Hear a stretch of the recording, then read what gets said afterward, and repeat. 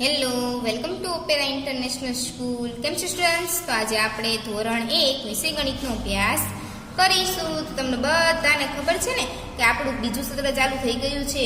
તો ચાલો આપણે પ્રકરણ 8નો અભ્યાસ કરી દીધો છે. તો હવે આપણે એનું સ્વાધ્યાય જોઈએ છીએ.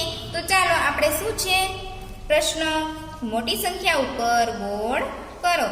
મોટી સંખ્યા ઉપર શું કરવાનું છે? ગોળ કરવાનું છે. તો આપણને સંખ્યા આપેલી હશે. કેટલી સંખ્યા આપેલી હશે?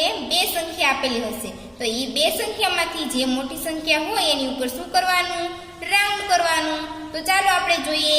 તો શું આપેલું છે અહીંયા? બગડે એકડે 21 અને બગડે સાતડે 27. 21 અને 27. તો 21 અને 27 માંથી મોટી સંખ્યા કઈ છે? 27. તો 27 ઉપર શું કરવાનું આવે? રાઉન્ડ કરવાનું આવે. ચાલો હવે બાજુમાં શું આપેલું છે? 26 અને 22. 26 અને 22 માંથી કઈ મોટી સંખ્યા છે? 26. તો 26 ઉપર શું કરવાનું? રાઉન્ડ કરવાનું. ચાલો હવે બાજુમાં કઈ સંખ્યા છે? 24 અને 28. 24 અને 28 માંથી કઈ મોટી સંખ્યા છે? 28 મોટી સંખ્યા છે. તો 28 ઉપર શું કરવાનું? રાઉન્ડ કરવાનું. ચાલો હવે બાજુમાં શું આપેલું છે? 30 અને 21. તો 30 અને 21 માંથી કઈ મોટી સંખ્યા છે? 30. તો 30 ઉપર રાઉન્ડ કરવાનું. ચાલો હવે નીચે કયો પ્રશ્ન આપેલો છે? નાની સંખ્યા ઉપર ત્રિકોણ કરો. તો જે નાની સંખ્યા હોય એની ઉપર શું કરવાનું છે? ત્રિકોણ કરવાનું છે. તો ચાલો આપણે કરીએ. તો આપણે નીચે કઈ સંખ્યા આપેલી છે? 22 અને 26. તો 22 અને 26 માંથી કઈ નાની સંખ્યા છે? 22. તો 22 ઉપર શું કરવાનું? ત્રિકોણ કરવાનું. તો ચાલો હવે બાજુમાં કઈ સંખ્યા આપેલી છે? 25 અને 23. 25 અને 23 માંથી કઈ નાની સંખ્યા છે? 23. તો 23 ઉપર શું કરવાનું? ત્રિકોણ કરવાનું. અને ચાલો બાજુમાં જોઈએ હવે 23 અને 29. 23 અને 29 માંથી કઈ નાની સંખ્યા છે? 23. તો 23 ઉપર શું કરવાનું? ત્રિકોણ કરવાનું. ચાલો હવે બાજુમાં કઈ સંખ્યા આપેલી છે? 30 અને 24. 30 અને 24 માંથી કઈ નાની સંખ્યા છે? 24. તો 24 ઉપર શું કરવાનું? ત્રિકોણ કરવાનું. ચાલો હવે પછી કયો પ્રશ્ન છે? તરત પછીની સંખ્યા લખો. તો જે તરત પછી જે સંખ્યા આવે એ લખવાની છે.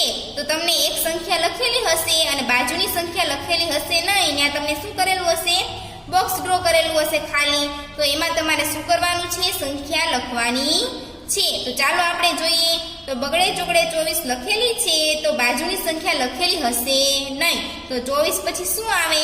25 આવે. તો એ આપણે લખવાનું છે. શું લખવાનું છે? બગડે પાંચડે 25. ચાલો બાજુમાં જોઈએ હવે. તો બાજુમાં શું લખેલું છે? 27 લખેલું છે. 27 ની બાજુમાં કાંઈ લખેલું નથી. તો 27 પછી શું આવે? 28 આવે. તો એ બોક્સમાં શું લખવાનું? 28. ચાલો હવે બાજુમાં 29 લખેલું છે અને બાજુમાં ખાલી જગ્યા છે. એમાં શું આવે? 29 પછી શું આવે? 30 આવે. તો એ ખાલી જગ્યામાં શું લખીશું? 30 લખીશું. ચાલો હવે અહીં શું લખેલું છે? 2 બગડા 22. તો 22 પછી શું આવે? 23 આવે. તો 23 આપણે લખેલો હશે નહીં. તો એ આપણે આન્સર લખવાનો છે. ચાલો હવે પછી કયો પ્રશ્ન છે? તરત પહેલાની સંખ્યા લખો. તો પહેલા જે સંખ્યા આવે એ લખવાની છે. તો પહેલા તમને ખાલી જગ્યા કરેલી હશે અને પછી આન્સર લખેલો હશે. પહેલા ખાલી જગ્યા કરેલી હશે અને પછી સંખ્યા લખેલી હશે. તો ચાલો આપણે ખાલી જગ્યા કરેલી છે અને 26 લખેલા છે. તો 26 ની આગળ શું આવે? 26 પહેલા શું આવે એ લખવાનું છે. તો 26 પહેલા આવે 25. તો બોક્સમાં શું લખીશું? 25. હવે આપણે ખાલી જગ્યા કરેલી છે અને 22 લખેલા છે. તો 22 પહેલા શું આવે? બગડે એકડે 21. ચાલો હવે લખ્યા મેં બગડે એકડે 21. હવે બાજુમાં વયા જાઓ. બાજુમાં શું લખેલું છે? બગડે ચોગડે 24. 24 ની બાજુમાં કાંઈ લખેલું નથી. તો ત્યાં આપણે શું લખીશું? 24 ની પહેલા શું આવશે? 23 આવશે. 23 લખીશું. ચાલો હવે બાજુમાં સંખ્યા છે 27. તો 27 ની બાજુમાં શું આવે? 26. તો શું લખવાનું છે? 26. ચાલો હવે નીચે કયો પ્રશ્ન આપેલો છે? વચ્ચેની સંખ્યા લખો. તો આપણને વચ્ચેની સંખ્યા લખેલી હશે નહીં. આજુબાજુની સંખ્યા લખેલી હશે, વચ્ચેની સંખ્યા લખેલી હશે નહીં. તો એ આપણે શું કરવાનું છે? લખવાની છે. તો ચાલો તો આપણે જોઈએ.